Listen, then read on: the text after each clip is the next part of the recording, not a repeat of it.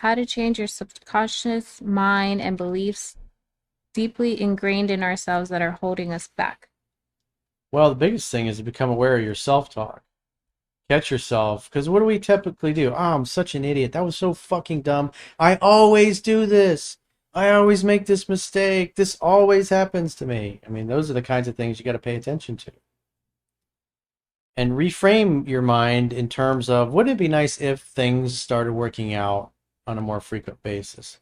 Wouldn't it be nice if I was just walking down the street one day, or I was hanging out with some friends, and boom, my future ex-wife just walked in and literally ran into me, and we started a conversation and something amazing happened?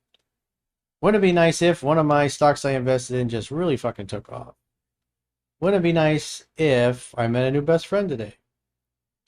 Wouldn't it be nice if I cracked the code and my business really took off?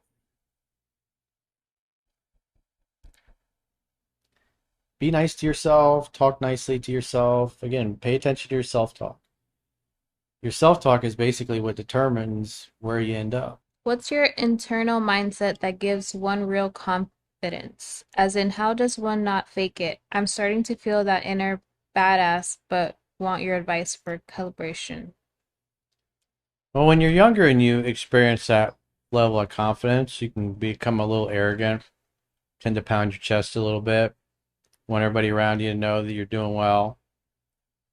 But as you get older and you realize it's really not that big a deal, you tend to not brag or boast about it. It's just self-evident. And so what I found the best thing in life is just keep your head down and keep moving forward. Because you can have good days, you can have bad days. I mean, quite frankly, lots of bad days or lots of days where, especially if you're doing big things, where it looks like it's hopeless, like it's never going to work out, and you're wasting your time and your money. So that's why it's important, or I should say essential, to have something that's an absolute burning desire you want to accomplish. Because when it looks hopeless, when it's not going anywhere, when your money just seems to be getting pissed away, if you have a burning desire to do it and you feel like it's your calling, you'll keep trying to figure it out and trying different permutations. And eventually you learn enough and you experiment enough and you figure enough out about things that actually work. And you can turn it into a career or a business, whatever it happens to be. So most of the time, when you're trying to accomplish big things, it looks like it's never going to work out. It may feel like that. It may seem like that, especially to people around you. And that's why you got to have your own internal motivation for why you do what you do. Because if you depend on other people for validation and reassurance, they're not going to be as committed to what you're committed to as you are. So that's why you got to have your own reasons for why you do what you do. Because, the longer you're at it and it's not working out, the more the naysayers are going to go, well, I don't know if that was such a good idea. I wouldn't have done it that way. I told you that was stupid at the time. But, once you succeed, a lot of people go, oh, I always knew you'd figure it out. Like, sure you did.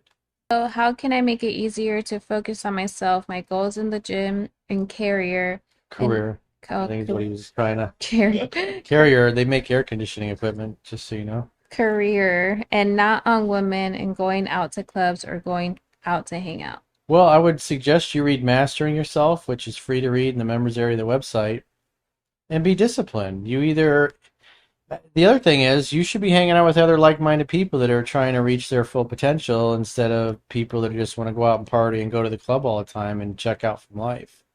You are who you associate with. The quality of your life is typically in direct proportion to the expectations of your peer group.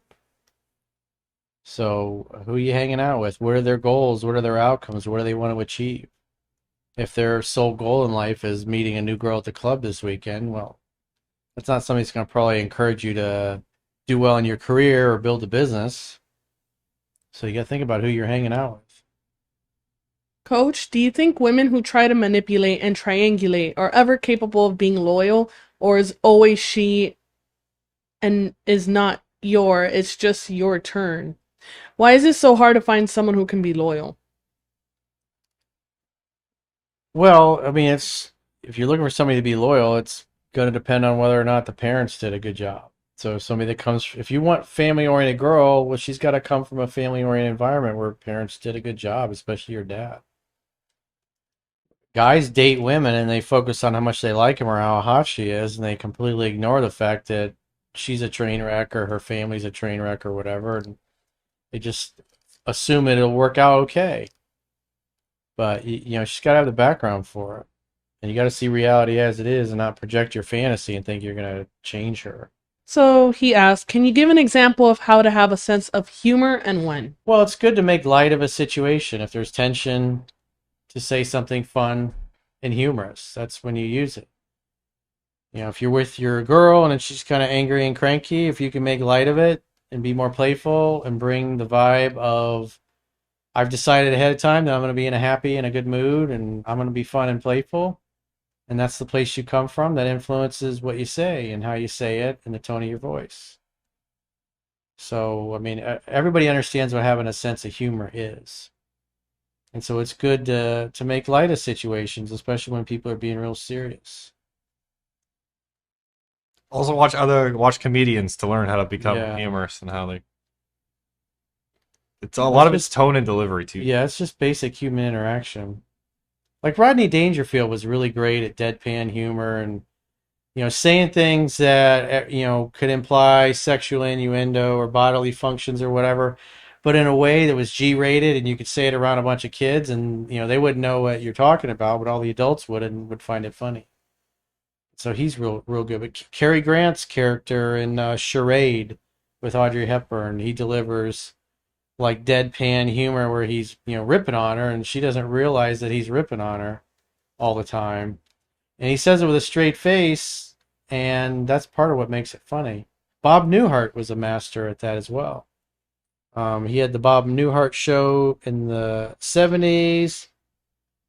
Another one called, it was Newhart. He had 3 different shows, and they all were phenomenal successes. And he was just a master at deadpan humor. Don Rickles was another guy, old school comedian, did a lot of deadpan type humor. He would say things with kind of like a scowl on his face, like he was irritated with the situation, but what he was saying was fucking hilarious.